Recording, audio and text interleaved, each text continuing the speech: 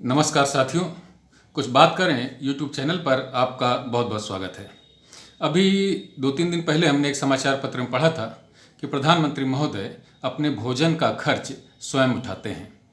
उसी समाचार में यह भी लिखा हुआ था कि वह अपने कपड़ों का खर्च भी स्वयं उठाते हैं। आप भी इस समाचार को देखिए।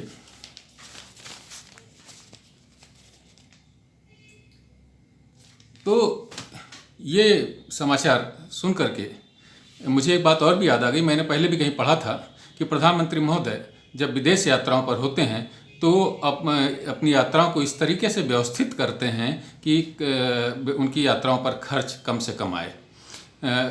हमारे देश में, हमारा देश का जो मूल भावना है, हमारे देश की जो मूल चरित्र है, उसमें कुछ ऐसा है कि लोग उस राजनेता से, उस अधिकारी से, उस व्यक्ति से बहुत अधिक प्रभावित हो जाते हैं जिसमें वे त्याग की भावना देखते हैं।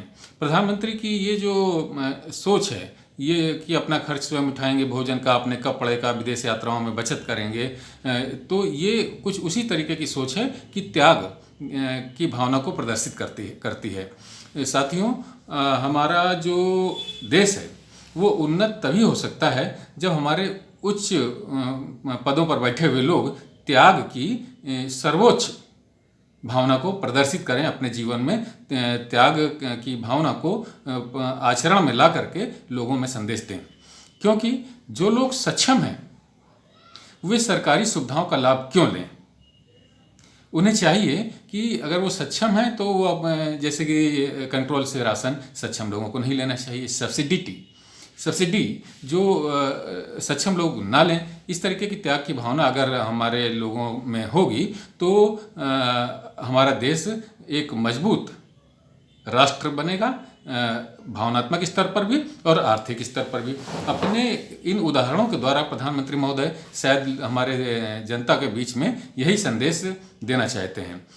अगर उन्होंने ये लक्ष्य रखा है कि 2047 तक हमें जो भारत देश है वो एक विकसित राष्ट्र बन जाएगा, विकसित देशों की सूची में आ जाएगा, तो उसके लिए आवश्यक ये है कि अपने आचरण के द्वारा त्याग की भावना को जनता के लोगों तक पहुंचाया जाए। लेकिन अफसोस की बात यह है कि हमारे वो राजनेता, वो अधिकारी जिनसे हम ये उम्मीद करते हैं कि वो अपने आचरण के द्वारा त्याग की भावना को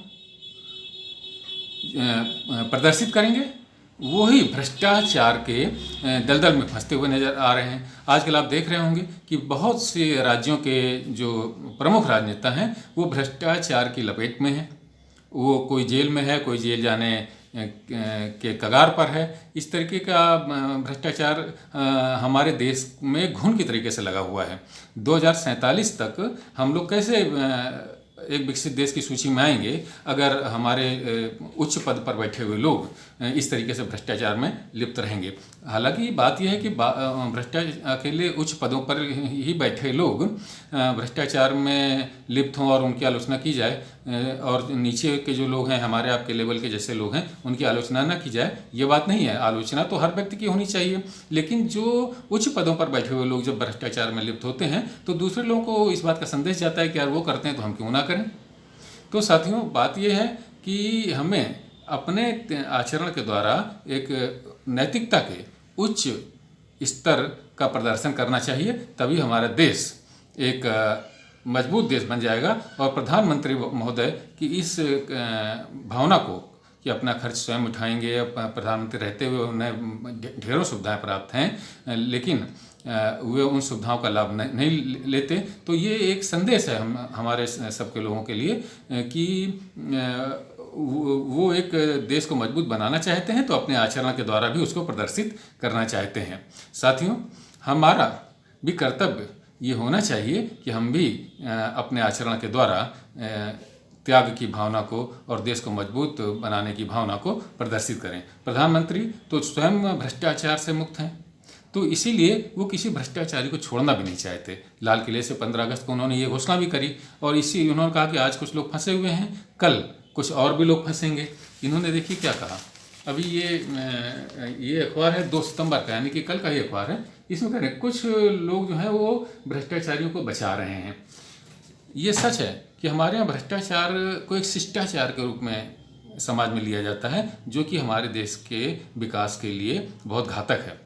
तो साथियों, हम लोग भी अपने आचरण में भ्रष्टाचार से अपने आप को मुक्त करें, नैतिकता के उच्च स्तरों का निर्वहन करें और एक ऐसा संदेश दें अपने साथियों के बीच में, अपने समाज के बीच में कि एक अनुकरणीय बन सके और देश हमारा 2047 तक एक विकसित राष्ट्र का दर्जा प्राप्त कर ले।